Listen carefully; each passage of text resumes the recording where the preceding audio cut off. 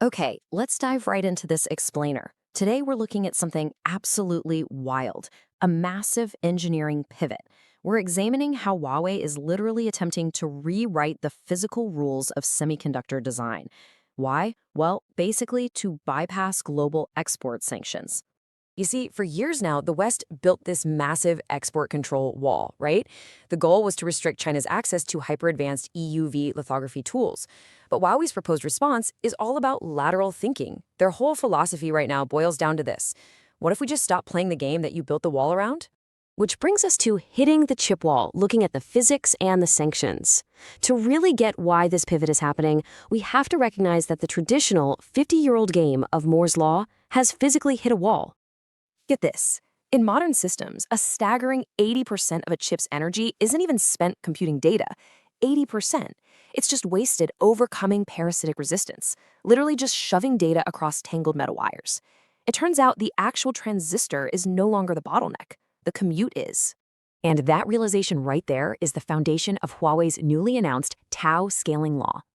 Now, Tau is the engineering symbol for time. So instead of fighting this losing uphill battle to make impossibly smaller switches without those EUV machines, they are attacking time itself. They're focusing entirely on reducing that signal delay.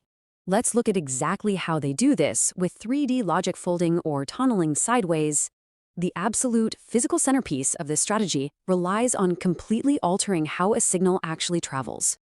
Think of a traditional chip like a pancake, okay? It's a flat 2D plane where signals have to zigzag horizontally across actual millimeters of wire.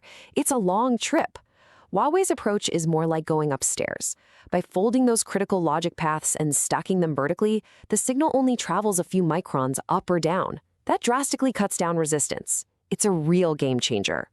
And the lab data for their upcoming Kirin 2026 chip points to a massive jump. We're talking 238 million transistors per square millimeter. Plus, they're reporting a near-atomic 1.5 micron hybrid bonding pitch.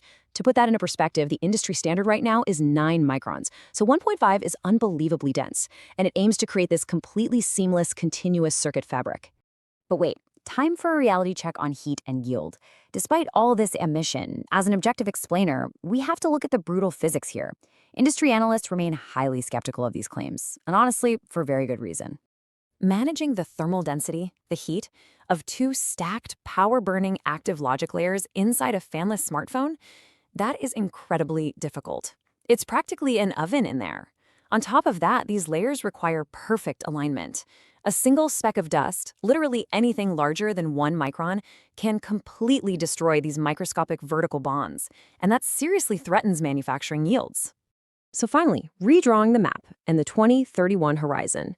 Despite these monumental manufacturing hurdles, Huawei's Tau scaling roadmap targets a transistor density equivalent to a 1.4 nanometer process by 2031. They are directly challenging the horizons of current global industry leaders. Which leaves us with a really crucial takeaway to think about.